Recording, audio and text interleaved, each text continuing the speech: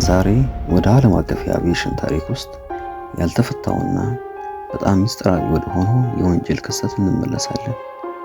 የእርሱም ትክክለኛ ማንነት እድል እስካሁን ድረስ ጥያቄ የሆነበት ሰው ዲቢ ኩፐር እንደ አውሮፓውያን አቆጣጠር ህዳር 24 በ1971 ነበር። የአሜሪካው ሰሜን ምዕራብ ኦሪየንት አየር መንገድ ኖርዝ ኦሪየንት ኤርላይንስ በረራ ቁጥር 305 ከፖርትላንድ ኦሪገን ወደ ሲያትል ዋሽንግተን ለመብረር ተዘጋጅቷል። በበረራው ላይ ዳን ኩፐር የሚል ስም ያለው ሰው ተሳፈረ። መልኩም የ30ዎቹ መጨረሻ ወይም የ40ዎቹ መጀመሪያ የሚመስል ጥቁር መነጽር ያደረገና ጥራት ያለው ልብስ የለበሰ በእጁ ጥቁር ሻንጣ የያዘ ሰው ነበር። በረራው ከተጀመረ በኋላ ኩፐር የበረራ አስተናጋጇን ጠርቶ አንድ ማስታወሻ ሰጣት። ማስታወሻውም በጣም አስደንጋጭ መልእክት የያዘ ነበር። በሻንጣዬ ውስጥ ቦምብ አለኝ የሚል ነበር። ኩፐር ፍላጎቱ ግልጽ ነበር። በአውሮፕላን ማረፊያ የአራት ነገሮች ጠየቀ። 200,000 የአሜሪካ ዶላር እና 4 ፓራሹት ነበር። 200,000 ዶላር በዛሬ ዋጋ ሲመነዘር ወደ 1.6 ሚሊዮን ዶላር ይጠጋል። የሰጠው ትዕዛዝ ፈጣንና የማይሻማ ነበር።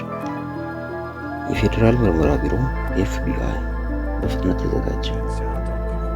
አውሮፕላኑ ሲያትል ሲያርፍ ኩፐር ገንዘቡንና ፓራሹቶቹን ከተቀበለ በኋላ ተሳፋሪዎቹ በሙሉ እንዲለቀቁ አዘዘ።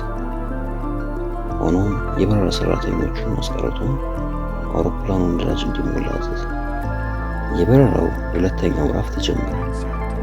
መዳረሻው ሜክሲኮ ሪኖ ኔቫዳ ለነዳጅ መሙላት መቆም አለበት የሚል እቅድ ተነገረ።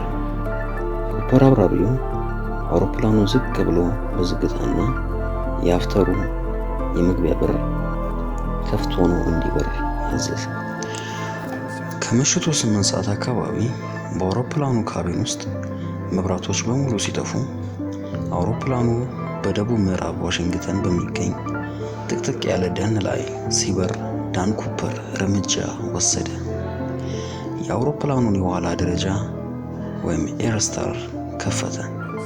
በእጁ ገንዘቡን የያዘ ቦርሳና ፓራሹቱን በመያዝ ዘሎ ይጠፋል። ከዛን ጊዜ ጀምሮ የዳን ኩፐር መድረሻና እድል ሙሉ በሙሉ ምስጢር ሆኖ ቀርቷል። ለምን ይሄን አደረገ? ተርፎስ ሲሆን ቀጣዩንና የመጨረሻውን ክፍል በሌላ ቪዲዮ አቀርብላችኋለሁ። ደህና ሁኑ።